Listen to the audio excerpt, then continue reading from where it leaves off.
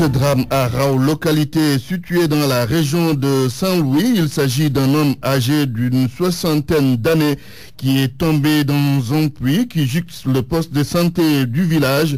Selon les informations recueillies par RFM, son corps a été extrait du puits par les sapeurs-pompiers. Réagissant à ce drame, le sous-préfet de Rao a ordonné le remblaiement du puits devenu un danger. Ibrahim Ndao avec Georges Detediop. Dans la matinée du mercredi 22 janvier 2014, donc hier, à Rao, j'ai été informé vers 11h30 par le policier en infraction, accompagné de l'infirmier chef de poste de Rao, de la découverte d'un corps au fond d'un puits jouxtant le poste de santé.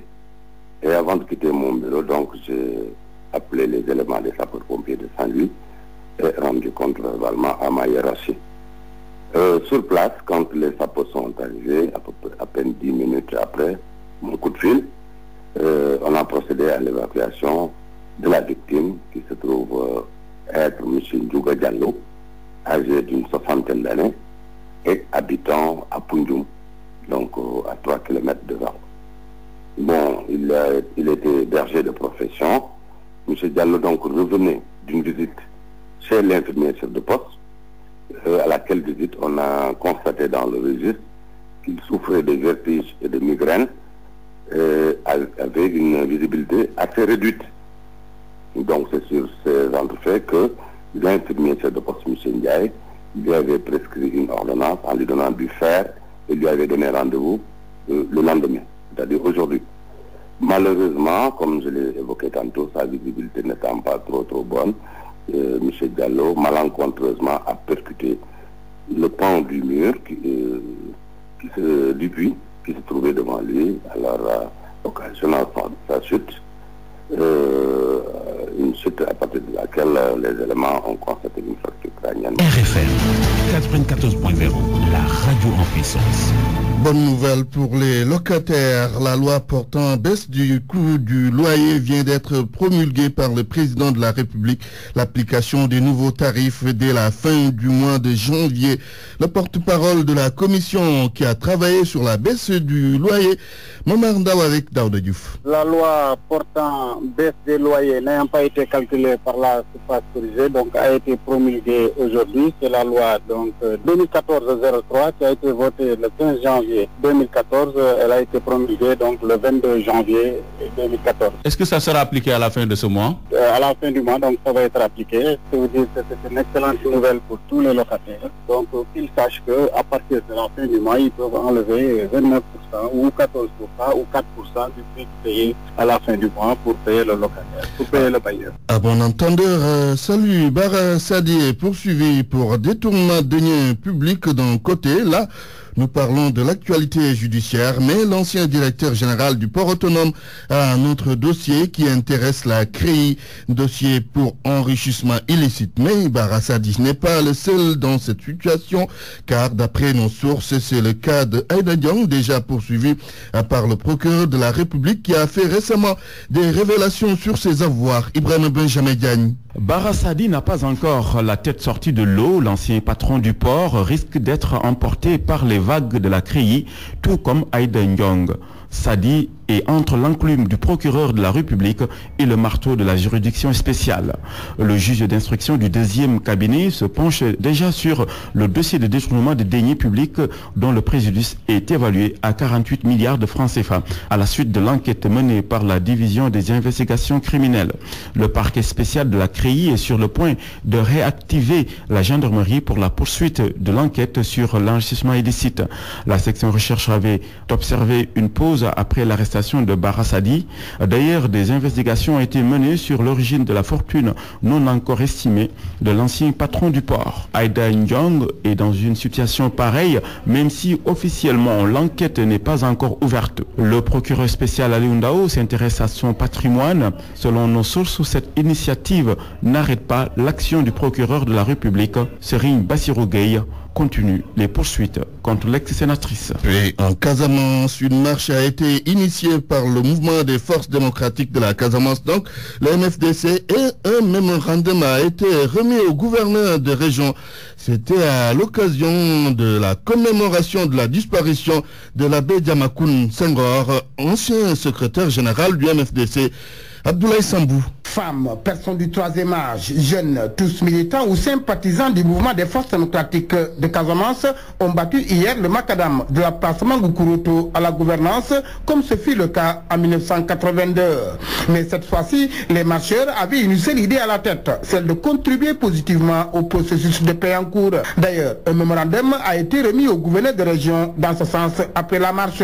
Abdou Elenkin Diatta est le porte-parole des marcheurs. Si on prend départ à Mangoukouro le 26 décembre 1982, les manifestants qui partaient de Mangoukouro voulaient de la paix et n'avaient pas des armes, mais hélas ont été, disons, embravés des balles ennemies. Nous faisons le cercle bouclé aujourd'hui, nous reprenons encore le départ à Mangoukouro et nous arrivons à la gouvernance sans balles. Nous pouvons nous dire que la paix sera là. Il suffit maintenant qu'il y ait la volonté des deux acteurs, mais que Dieu lui-même a accepté cette paix en cette commémoration du 5e anniversaire de M. l'abbé Augustin Diamacoune, qui dit si c'est ton courage de faire la guerre, il est encore plus courageux de faire la paix. Après la gouvernance, les marcheurs ont sillonné plusieurs artères de la ville, histoire de montrer à la face de l'opinion leur volonté irréversible d'aller à la paix. Abdoulaye Sambou Ziguinchor, RFM. Sur RFM au moins, on a des informations sûres et utiles. RFM, la radio de toute l'actualité.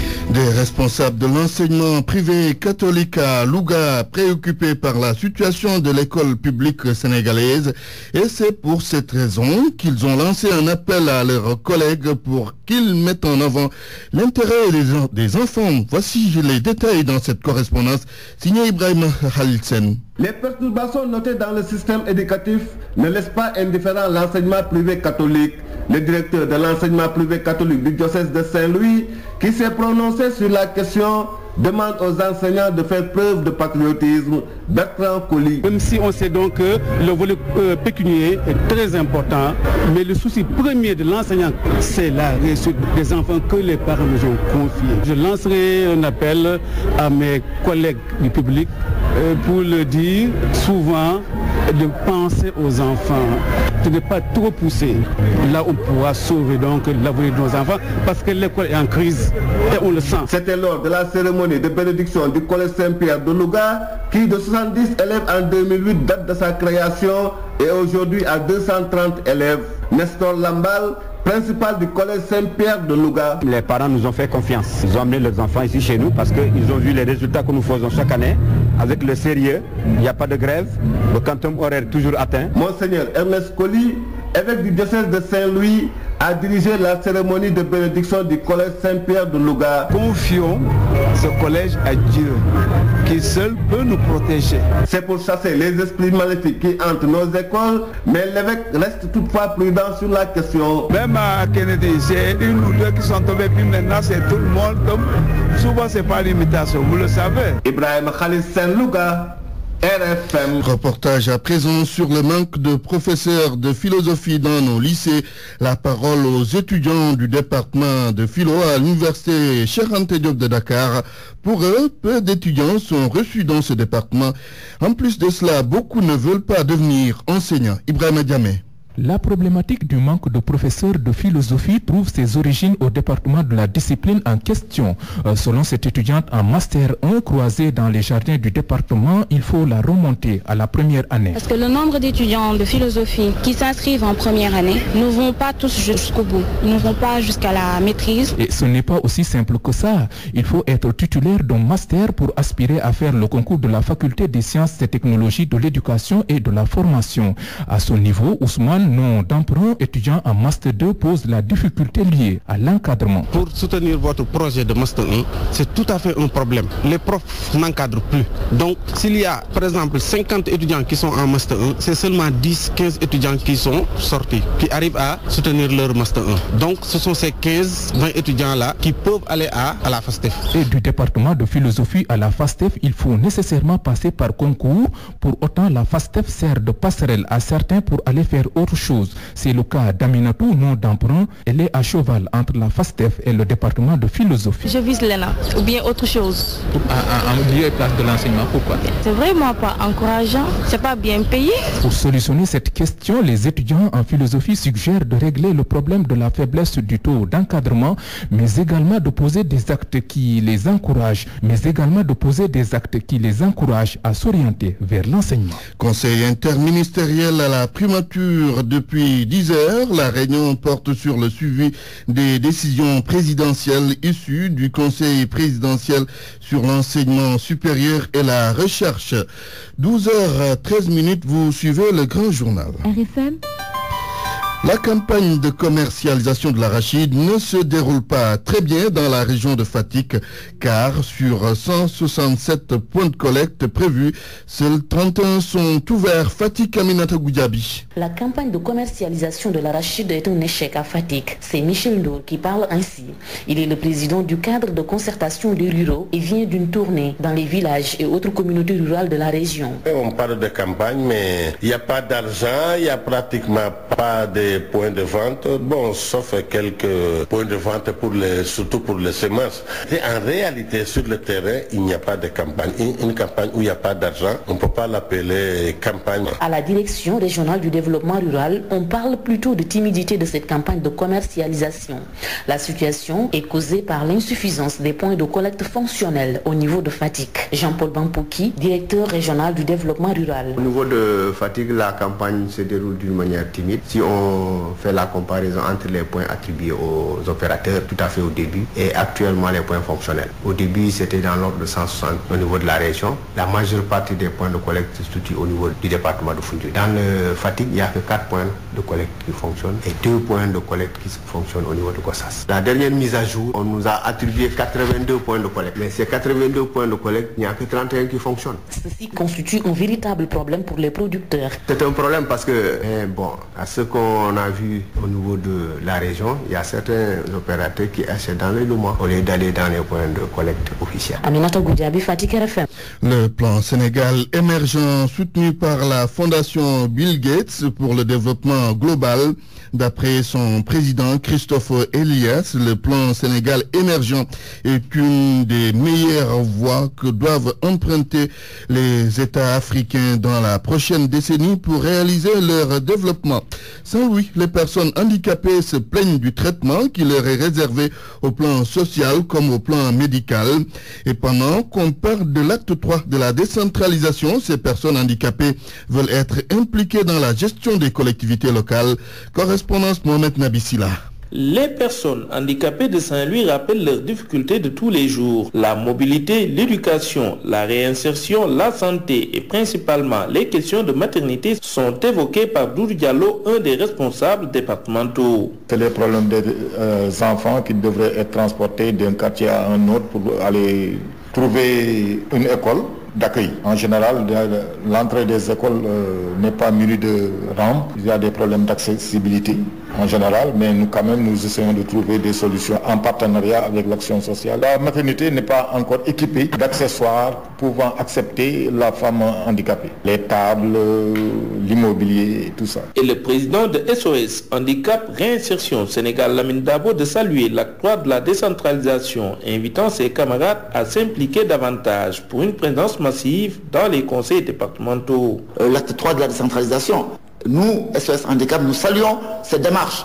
Pendant très longtemps, les personnes handicapées ont été lésées dans la gestion des conseils régionaux. Descendre la barre au département, c'est permettre aux personnes handicapées vraiment de siéger dans ces conseils départementaux et de se battre pour le concitoyen handicapé, même concitoyen valide en général. Il est vrai que les personnes handicapées n'ont pas à 70 ou 74% un certain niveau d'instruction, mais nulle part ailleurs, les personnes handicapées n'envient le concitoyen dans leur engagement compatriote. L'organisation compte déployer un vaste programme économique à partir du premier trimestre de 2014. RFM Saint-Louis, Mohamed Nabissila. En plus bref, le comité d'observation des règles d'éthique et de déontologie en réunion aujourd'hui.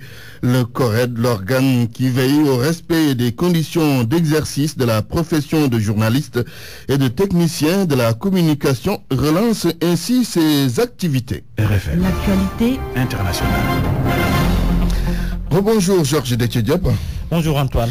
Prise de fonction de la présidente centrafricaine de transition, Catherine Samba Panza, après serment sur fond de violence. Et oui, les tueries se poursuivent à Bangui. Le défi de la nouvelle présidente centrafricaine, réconcilier le peuple centrafricain. Elle va prêter serment sur la charte de transition à Damasisé. La cérémonie de prestation de serment va débuter aujourd'hui à partir de 15h à l'hémicycle de l'ex-Assemblée nationale. Selon le président gabonais Ali Bongo, Catherine Samba Panza va marquer sa prise officielle de fonction. Elle succède à Michel Djotodia qui avait renversé le régime de François Bozizé en mars 2013 à la tête de sa coalition rebelle Seleka et a été contraint à la démission du 10 janvier sous pression des dirigeants d'Afrique centrale soutenue par la France. La cérémonie verra la présence de beaucoup de personnalités. Le chef de la diplomatie française, Laurent Fabius, sera d'ailleurs parmi ces personnalités. Catherine Samba Panza est la première femme à la tête du pays depuis son indépendance de la France en 1960. Elle doit normalement nommer son premier ministre le plus rapidement possible d'ici vendredi soir. Selon des sources politiques et diplomatiques, pour le but d'avoir en début de semaine un gouvernement prêt à relever le défi afin de restaurer la paix après des mois de haine intercommunautaire. Notez que le secrétaire général de l'ONU a nommé hier une commission internationale d'enquête sur les violations des droits de l'homme commises en RCA. Elle sera chargée pendant une période initiale d'1 an d'enquêter sur les exactions commises depuis le 1er janvier 2013 et de traquer les responsables. La commission sera composée d'un secrétariat et de 3 experts dans le domaine des droits de l'homme. Soudan du Sud, Antoine, les soldats ont entrepris de fouiller les maisons une à une dans la ville de Malakal. La ville de Malakal reprise lundi aux rebelles. Les forces gouvernementales veulent vérifier si des rebelles ne s'étaient pas fondus dans la masse des réfugiés.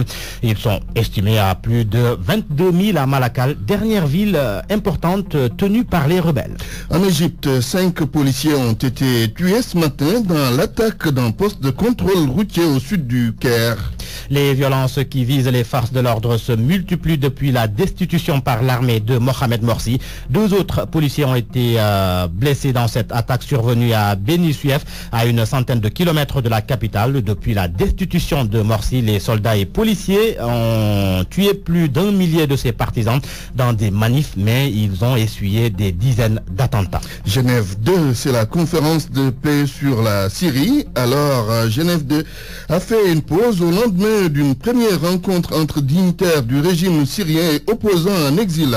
La rencontre vise à enrayer le cycle de violence en Syrie. Elle a été marquée par l'impossibilité de se mettre d'accord sur le sort de Bachar al-Assad. La conférence de paix de Genève 2 à Montreux s'est déroulée dans un climat tendu. Les délégations syriennes n'ont pour leur part montré de signes de volonté de compromis de nature à être optimistes avant les négociations de vendredi.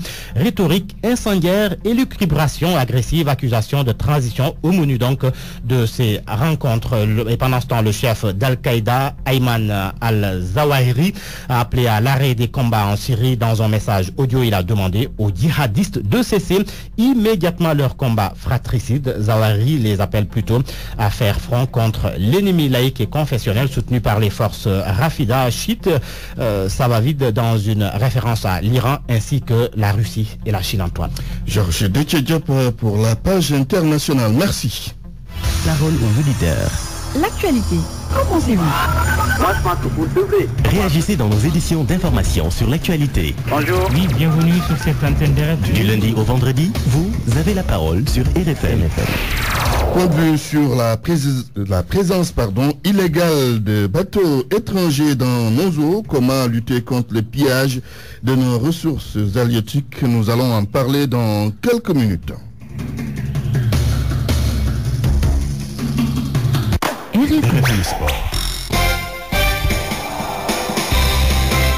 Le sport avec Cher Tidiane Diagne, du basket d'abord. La famille du basket, oui, s'accorde pour une bonne entame de la saison. Le cadre de concertation des clubs de basketball en phase avec le comité de normalisation. Toutes les doléances des présidents de clubs semblent en tout cas être prises en charge par la structure dirigeante du basketball national. Nous allons écouter Papa Banandiaï. Lui, c'est le porte-parole du jour du cadre de concertation des clubs de basketball. Sont fortement représentés au niveau des comités régionaux déjà installés, et ce sera pareil pour les comités régionaux qui vont être installés au courant de la semaine, voire de la semaine prochaine. Au niveau du comité national aussi, nous avons eu une réponse. Les clubs seront représentés pour le moment par 2 membres au niveau du comité, sur acceptation du président du comité. Et aussi, des réponses claires nous sont données par rapport à la durée, que ce n'est pas une durée fermée de 2 ans. C'est un délai au plus tard de 2 ans, et que le comité se donne les moyens aujourd'hui de faire le travail. Si ça se termine dans 3 mois, 6 mois ou 9 mois, ils vont donner les clés à une fédération régulièrement installée. Et nous avons confiance en ces réponses, et nous voulons accompagner le comité à aller dans ce sens. Par rapport aussi à la levée de la sanction qui frappe notre fédération au niveau international, le comité nous a dit que des actions diplomatiques sont en train d'être menées. Mais pour le moment, on ne peut pas révéler la teneur. Mais dans tous les cas, ils sont en train de travailler pour la levée de ces sanctions. Papa Banandiaï, le porte-parole du jour du cadre de concertation des clubs de basketball qui accorde donc ses violons avec, disons, le comité de normalisation du basketball sénégalais. L'ancien président de la Fédération sénégalaise de basketball, endeuillé, Baba Tania a perdu son père hier. L'enterrement est prévu ce vendredi. Les condoléances vont être reçues au domicile du défunt La SICAP Liberté 10. Par ma voix, le groupe Futur Média lui présente ses sincères condoléances. On change de discipline pour parler d'un sport bien de chez nous. Oui, la lutte. Justement, Antoine Diouf. Modulo qui apporte la réplique à Emerson, et ses fans affichent la sérénité. Et l'illustration à travers donc ce Vox Populi réalisé par Sodetiam. Nous écoutons. Modulo, c'est un lutteur extraordinaire. C'est un lutteur que j'aime beaucoup. Il est rapide, il peut battre Emerson. Selon moi, s'il préconise sur la bagarre, il aura de la chance pour rapporter ce combat. Mais s'il essaye pour que le combat dure, il aura une malchance. Il s'agit de la bataille. Ses coups sont plus rapides que son adversaire. C'est un lutteur aussi. Quand vous êtes face à face, il n'a pas encore le courage de lui affronter immédiatement. Modulo sa chance se trouve sur son mystique et la bagarre. S'il insiste beaucoup sur la bagarre, il aura de la chance. C'est un lutteur robuste et rapide aussi. Et puis il a ses qualités.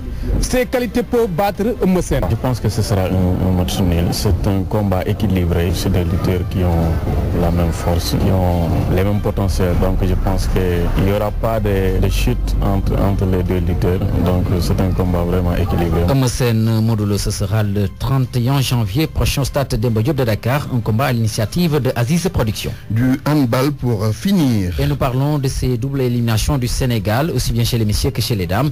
Le Sénégal donc éliminé par les pays du Maghreb hier à l'issue donc des rencontres de quart de finale. L'objectif qui a été donc assigné aux 2 équipes du Sénégal, c'est une qualification au mondial, c'est-à-dire au moins gagner ces rencontres de quart de finale. Hélas, cela n'a pas pu se faire et le travail continue. C'est bien fini cette page des sports. Il faut juste préciser que c'est en Coupe d'Afrique des Nations de handball. Justement, Antoine, merci. Merci, cher Tidiane Diagne.